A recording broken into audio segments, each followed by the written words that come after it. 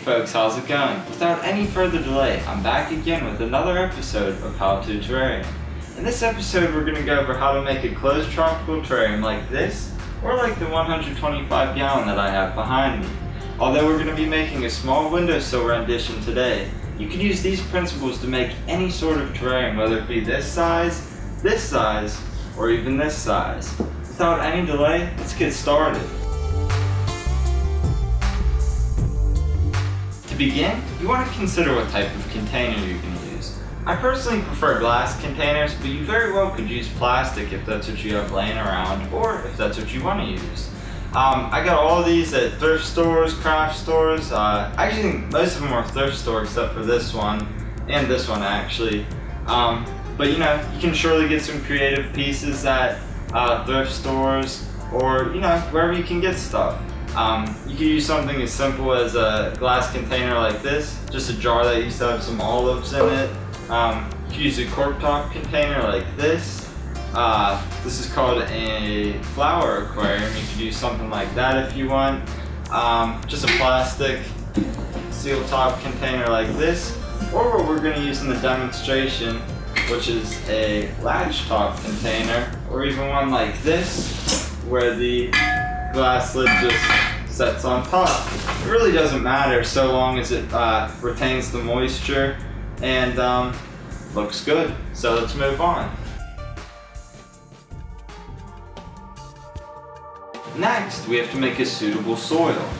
Here's some that I already had mixed up since I always keep some on hand. I'm going to show you how to mix it, of course, you know, what it's composed of, proper proportions and that sort of thing. You know, I've been working on this blend now for about 6 years, and trust me, it works great. So, let's make this soil. Alright, so now we're going to mix up our soil based on parts. I'm going to be using this little plastic cup to measure my parts. First, we need some sort of soil base. Here I'm using cocoa fiber, but you could use potting soil or anything of that nature, so long as it doesn't have fertilizers or anything like that in it. This assumes, of course, that you want to use this soil for animals and that sort of thing, but if you don't care about whether it's safe or not for animals, you can use fertilizers, but I personally don't use it. So let's add our 1 part of soil. Next, we'll add 2 parts of sphagnum moss.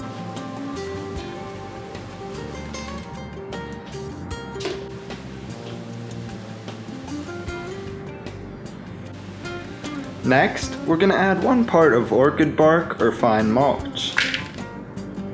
Next, we're going to add roughly 1 part of sand. I'm using black sand here, but you can use whatever you can get your hands on. Finally, we're going to add 1 part carbon or charcoal.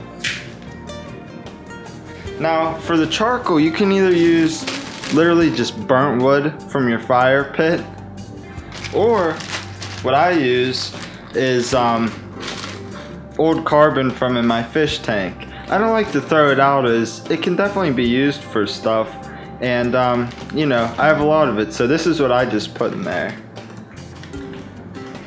After you have all of your ingredients in place, mix it up. So after you've thoroughly mixed up your soil, it should look something like this.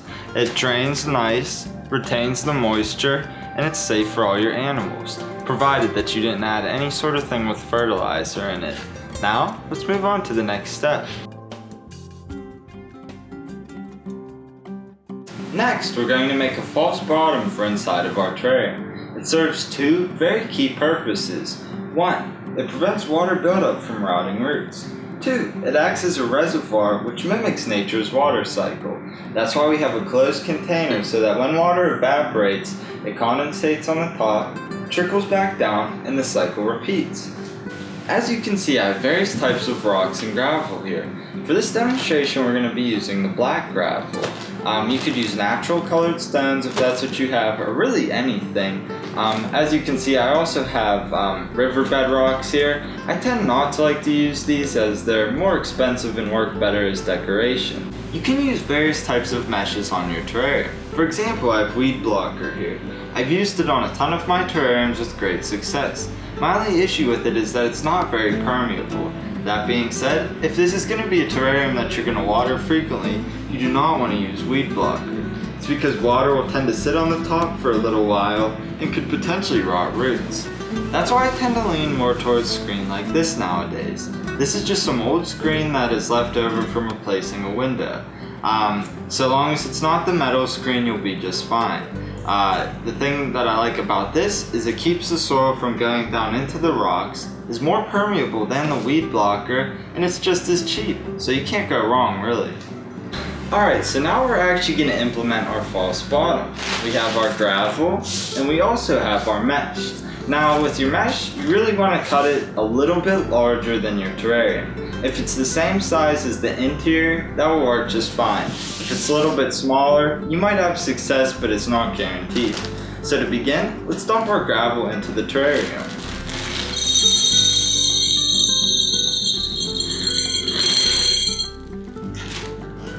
Depending on the size of your terrarium, this will dictate the depth of your gravel. For this example, I'm doing roughly about a ½ inch of gravel. I can't give you a perfect calculation. If you're unsure as to how deep you should make yours, just leave a comment below and I'll see if I can help you out. Next, we're going to add our screen. And simply just put it in there. And in the best case scenario, you want it to kind of curl over on the top. That's why I said it would be best if it's a little bit larger. So now that we got it in there, you can put a little bit of gravel on top of it to help keep it down.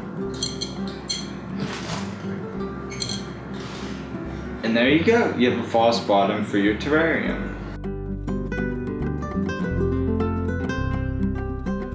Now we're going to add our soil to our terrarium. You want it to be roughly double the depth of your false bottom, give or take. It doesn't have to, but that's a good rule of thumb. So you're just gonna drop it in.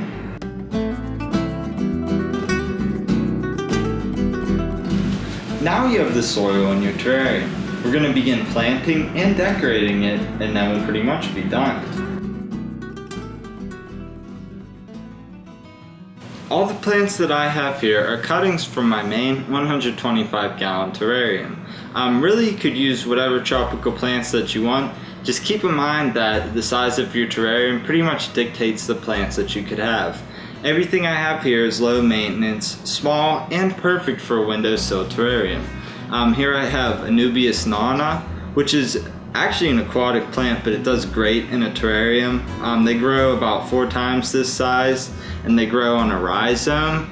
The benefit to that is you could literally cut the rhizome wherever you want and duplicate the plants. So once these grow larger, I could cut them out and have more plants. I actually started out with a single plant maybe like 3 years ago, and I have about 18 of them now, so they just, they keep growing. I have some true tropical moss here. I'll leave a link in the description as to where I got it, but you could also use Java moss, which is also an aquatic plant, but it does very well in terrariums. I have some oak leaf creeping fig, which is basically a type of Ficus pumila. The reason I like it for a windowsill terrarium is that it stays this size, but it will just, cover the whole bottom of the tank and any sort of driftwood that you have in there. Whereas with Ficus pumila, it gets pretty large and it would take up the whole tank really quickly. And I also have some reindeer moss. And other than that, we're gonna keep it simple for this build, being that it's a small terrarium and we don't want to overcrowd it to start with because we want to enjoy it growing in. To decorate this terrarium, I'm going to keep it very simple, being that it's small, and I like to go for a more simple and natural looking design. This is wood that I harvested back from the woods behind my house. If you guys are interested in knowing how to harvest wood and what to look for, I'll definitely make a video on that. And I also just have some stones here. I got little ones and medium-sized ones. And other than that, that's all we need. Alright, so now we're going to begin adding everything to our terrarium. Don't be afraid to move stuff around or take it out after you've put it in to ensure that you have a design that you like. To begin, I like to start with the biggest pieces, usually the driftwood, and I already know how I want this to look, but I want to put one big one in the back here. Just got to kind of dig it in, and then I want the little one. Let me get this piece of mulch out of here, and then I want this one right here.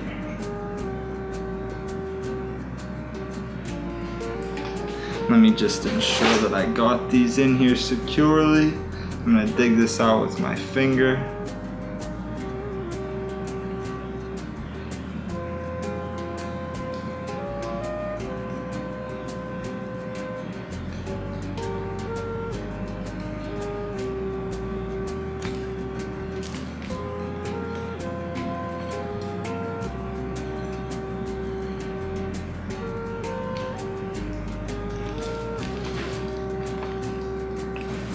So that's what I'm working with. Okay, so I want to put one of the Anubias nanas right in between these. So let's squeeze my hands in here. Yeah, I like that. And now that I'm looking at this, I definitely don't think I'll put both Anubiases in here. I'll put the smaller one in there. And I want to put this one right here.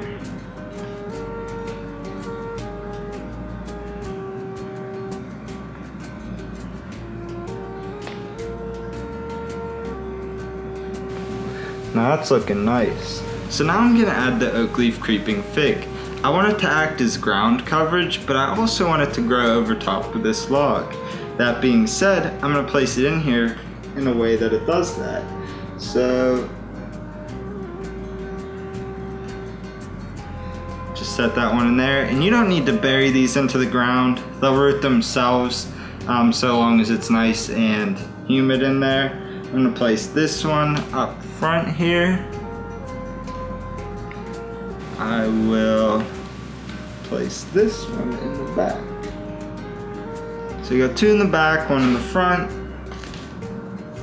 and I'm gonna add the moss, and then I'll show you guys what I'm looking at from the top. So I want this moss to grow on the log itself. So I'm gonna put just a little bit, actually that one has some, yeah, that'll be fine. I'm gonna put this one up on the top here. And I want it to grow on this log too. So I put a little bit on there, and put some in the crack. And I also wanted to do a little bit of ground coverage, so I'm just gonna break it up and just drop it wherever it may land. Okay? And then finally, I'm gonna add some of this reindeer moss. You don't want to go overboard with this. I'm going to put one in the back here.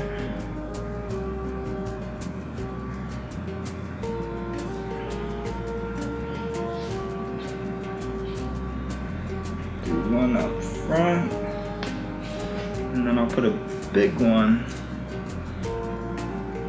right here in the middle. So that's it from the top. It's looking very nice. We're just gonna add the rocks and we'll be totally done here. Alright, so I'm just gonna add a few rocks here. I'm gonna put one in the back, or actually I'll put a couple in the back. Just kind of putting them wherever they may be. Then I'm actually not even gonna use any of these big rocks now that I see the plants in here.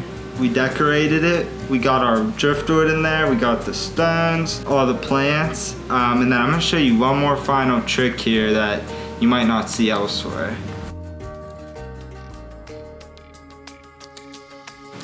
Finally, we got some springtails here. These are very good for your terrarium. They will eat any bad stuff, and they will just help jumpstart the decomposition cycle of your tank. They'll eat dead roots of your plants. And they'll just keep it all around healthy. I highly suggest that you invest in some of these.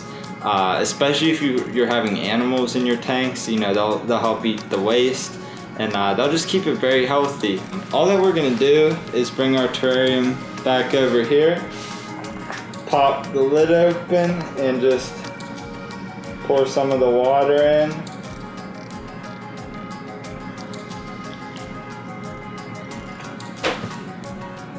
Yep, I could see them crawling around in there. We got enough for in there, and they'll reproduce. So yeah, that's pretty much it. Alright, one more thing. We want to do a little spritz of the inside here. You don't want to overdo it, just lightly do it so you don't disturb any of the plants while they're starting to grow in. I always do a little bit extra on the moss. And you can clean off your sides from any soil that may have got on there. And that's good, we're totally done. Close it up. And find a good spot to put it.